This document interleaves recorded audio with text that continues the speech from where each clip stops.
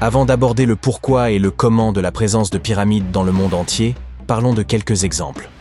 Je commencerai par la pyramide du Soleil au Mexique. Ces gens savaient vraiment comment construire une ville. Leur centre urbain bien planifié s'étendait sur plus de 1800 hectares et comportait plusieurs pyramides. Mais la pyramide du Soleil est la plus impressionnante. Cette structure gigantesque a été édifiée en l'an 100 de notre ère et est l'une des plus grandes constructions de ce type dans tout l'hémisphère occidental. Elle s'élève à 66 mètres au-dessus du sol. Si vous vous retrouvez un jour dans cette ancienne cité, vous ne pourrez pas manquer la pyramide du Soleil. Elle se trouve juste à l'est de l'allée des Morts, la principale rue nord-sud de la ville. Pour construire cette incroyable pyramide, environ 765 000 mètres de matériaux ont été utilisés, dont une roche volcanique rouge appelée Tezontl. Impressionnant, non? Nous en savons assez peu sur ceux qui ont construit cette pyramide et sur sa fonction, mais les archéologues pensent qu'il y avait autrefois un temple à son sommet.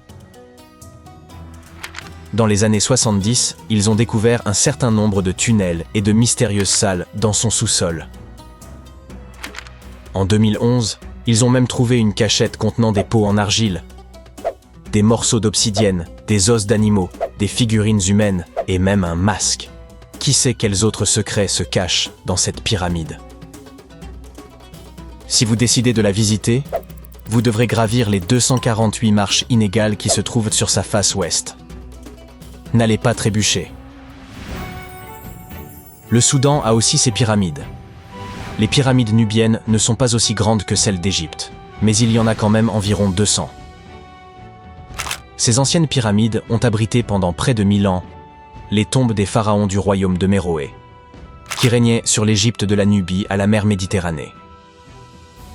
Les pyramides de Méroé ont été construites en granit et en grès rougeâtre. Et saviez-vous que le Soudan possède plus de pyramides anciennes que l'Égypte? Les pyramides couchites témoignent de l'architecture indigène et des traditions funéraires des royaumes de Napata et de Méroé en Nubie, que l'Égypte ancienne a influencé. Méroé, où ont été enterrés plus de 40 reines et rois, est le site pyramidal nubien le plus étendu. Les murs des tombes représentent des rois momifiés parés de bijoux, leurs coffrets en bois contenant des arcs, des carquois de flèches et d'autres objets témoignant des relations et des échanges commerciaux avec les civilisations égyptiennes et grecques. Si vous souhaitez explorer des tombes anciennes, vous pouvez donc éviter les foules en Égypte et vous rendre au Soudan. Envolons-nous vers l'Irak à la découverte d'autres pyramides. Les ziggourats sont composés de strates successives et de temples étagés. Au lieu de murs lisses et droits, elles ont des étages, comme des gâteaux, qui permettaient la réalisation de travaux et la tenue de rituels importants. Ces structures imposantes sont disséminées dans tout l'Irak et l'Iran. Elles témoignent de la puissance et des compétences des peuples qui les ont construites. L'une des plus grandes et des plus impressionnantes ziggourats est celle d'Ur. Il s'agit d'une pyramide rectangulaire géante de 20 à 30 mètres de haut, surmontée de 3 niveaux de terrasse et d'un temple. Pouvez-vous imaginer le nombre de briques cuites qu'il a fallu pour construire cet édifice? 720 000 pour la seule partie inférieure. Cette ziggourate a été construite pour le roi sumérien Ur-Nama. Comme les autres, elle existe depuis des milliers d'années, ce qui explique qu'elle ait été un peu malmenée.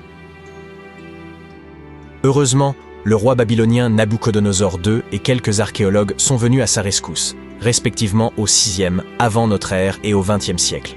Aujourd'hui, elle se trouve près de la base aérienne de Talil. La ziggourate d'Ur a été construite en 2100 avant notre ère par le roi Ur-Nama, pour le dieu de la lune Nanna. C'était le plus haut bâtiment de la ville et on pouvait le voir à des kilomètres à la ronde. Il ressemblait à la flèche d'une cathédrale médiévale. Les gens y apportaient leur surplus agricole et obtenaient leur lot de nourriture en retour, mais c'était aussi un lieu spirituel. Malheureusement, le temple de Nanna, situé au sommet de la ziggourate, n'a pas survécu, mais nous possédons quelques briques bleues, vernissées, qui pourraient avoir fait partie de son décor. Les parties inférieures de la ziggourate sont tout de même étonnantes. Les architectes ont même percé des trous dans l'extérieur du temple pour permettre à l'eau de s'évaporer. Maintenant que nous avons exploré quelques-unes des pyramides de notre planète, élargissons notre perspective. On en trouve dans de nombreuses régions du monde. L'Égypte compte plus de 100 pyramides. Le Soudan en a le double, et des dizaines d'autres sont disséminées au Moyen-Orient et en Chine. Mais c'est en Amérique que l'on trouve le plus grand nombre de pyramides. Il y en a plus là-bas que dans toutes les autres parties du monde réunies. Ces pyramides sont situées au Mexique, au Guatemala, au Honduras et au Salvador. Voici un aperçu de l'évolution des pyramides au cours de l'histoire. La plus ancienne se trouve en Égypte. Il s'agit d'une pyramide à degrés, constituée de couches de pierre superposées. C'est au pharaon Snéfrou que l'on attribue la création de ce type de pyramide très connu. Au cours de son règne de 45 ans, il a construit 3 pyramides. Ses 2 premières tentatives ont échoué, mais il a finalement réussi avec la pyramide rouge, qui est considérée comme la première vraie pyramide. C'est son fils, Khéops, qui construisit la grande pyramide de Gizeh, la plus haute construction humaine sur Terre pendant près de 4000 ans. Les pyramides d'Amérique latine sont semblables aux premières pyramides à degrés égyptiennes, mais elles ont été construites indépendamment les unes des autres. Les pyramides du Soudan ont été construites vers 700 avant notre ère. Elles sont hautes, mais beaucoup plus étroites que celles d'Égypte. Comment toutes ces civilisations ont-elles pu construire ces édifices sans communiquer entre elles? Après tout, les Aztèques, les Mayas et les anciens Égyptiens étaient aussi différents que possible. Mais malgré leurs différences culturelles, ils semblaient tous d'accord sur une chose. Les pyramides étaient plutôt cool.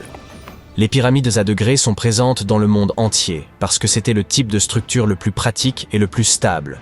Elles pouvaient être construites en hauteur sans matériaux légers comme le bois ou le métal. La forme triangulaire avec une base carrée est extrêmement stable comparée à une structure cubique qui nécessiterait plus de matériaux pour une hauteur moindre. En ce qui concerne la conception des pyramides, celle d'Égypte ressemblait à des triangles géants avec une base carrée, des côtés lisses et un sommet pointu. En revanche, les Aztèques et les Mayas ont préféré l'aspect d'un gâteau à étages, avec des marches menant à une plateforme au sommet.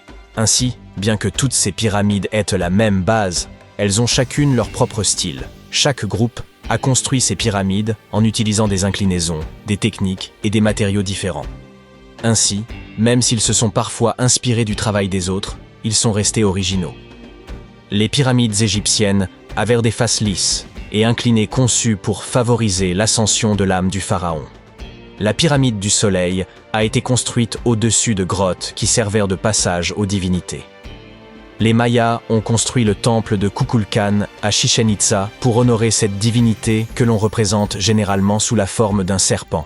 Surnommé El Castillo, il comporte 91 marches de chaque côté ainsi qu'une plateforme, soit 365 marches, une pour chaque jour du calendrier maya.